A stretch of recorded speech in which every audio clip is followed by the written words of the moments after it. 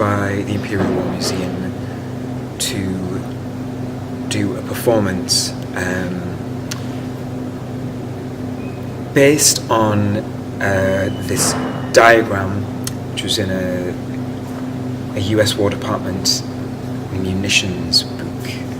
And the diagram, it shows quite literally like the final minute of the war and the minute immediately after 11 o'clock on the 11th of November.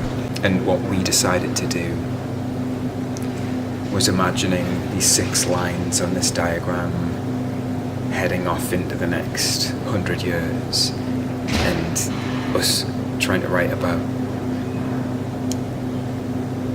things that happened in the First World War which vibrated along these lines and affected something else further down the line.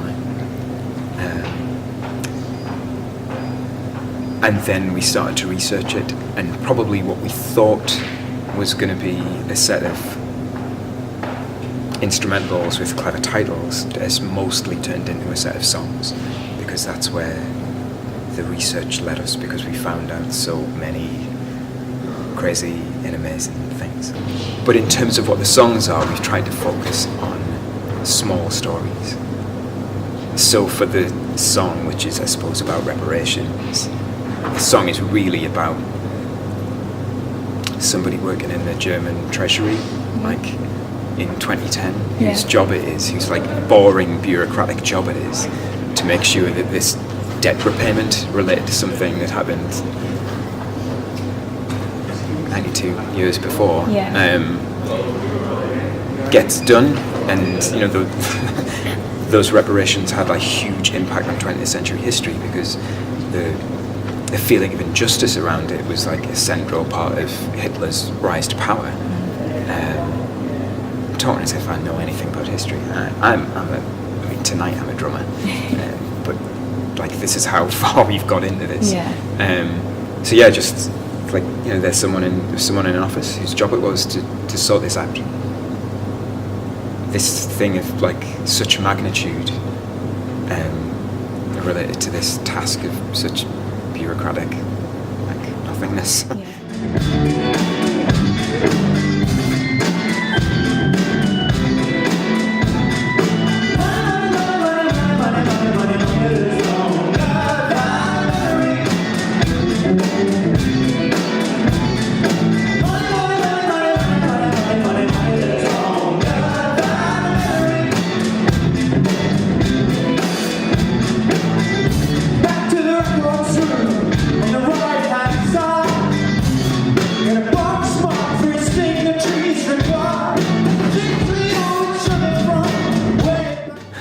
I think that what we have reflected is uncertainty. I mean, we haven't written about the war directly. There's one song which deals with the end, the moments of the end. But again, you know, we focused on a small story. Somebody, it actually could be someone on either side, saying, well, now I'm going to go home, and I've been here for so long, I'm not sure what home is, and someone has, you know, signed us into peace, and if they could have done it with a pen now, why has it had to wait until now? But it you know, it's like, it's a small story. It's like a rumination, rather than a story. I think we've tried to capture like uncertainty in a kind of amoral way. We haven't tried to say, like, we haven't tried to do kind of what's good and what's bad, because wars do speed up technology, and that can be for good, and it can be for ill.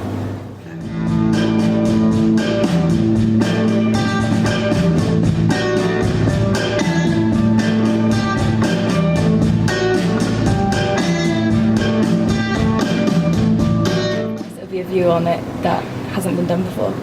I hope so. I mean, I don't think that anyone's, written a kind of disco song about the development of the sanitary towel, but I mean, who knows? I haven't researched that very much. Yeah, we've finished with a very odd cross-section of topics. But everything that links back to something that happened in the war or immediately afterwards, I hope it makes sense when people see it. Yeah. Because there's going to be quite a lot going on. There's our guitar player is a graphic designer as well, and he's done an animation. Oh, cool. Is that is it going to be projector? So or something, that's going to be behind us as we play, using archive stills as well. Yeah. And it has the text of the story. So every piece of music has a kind of a moment from within the war or just afterwards, and then a moment down the line. Yeah. And we're kind of playing it chronologically. And then the songs tell little stories of somewhere on that thread between these two points. I'm hoping it makes sense. We've never done this before. I mean, we're a band usually. We just sit around and wait for inspiration and write about how we feel, which is a very limiting way to make music. Every aspect of it has been challenging and actually lots of fun. So deciding, fleshing out what the concept was going to be, how that was going to work.